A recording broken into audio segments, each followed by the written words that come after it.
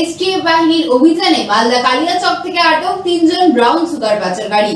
উদ্ধার প্রায় 732 গ্রাম নিষিদ্ধ মাদক। মালদা থেকে উত্তর দিনাজপুরে ব্রাউন সুগার পাচার করতে আসা 3 পাচারকারীকে আটক করে এসটিএফ।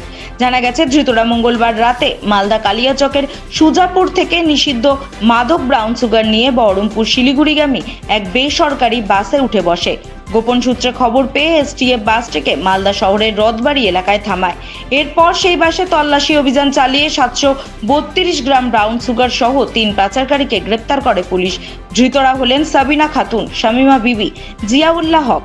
3 জনেরই বয়স 30 থেকে 40-এর মধ্যে। জানা গিয়েছে, ধৃতদের বাড়ি মালদার কালিয়াচকের বামনগ্রাম দাহাপাড়া এলাকায়। ঘটনায় ধৃত 2 মহিলা এবং 1 পুরুষকে এসটিএফ তুলে দেয় মালদা ইংরেজবাজার থানার পুলিশের হাতে। ঘটনার তদন্ত শুরু করেছে মালদার ইংরেজবাজার থানার পুলিশ।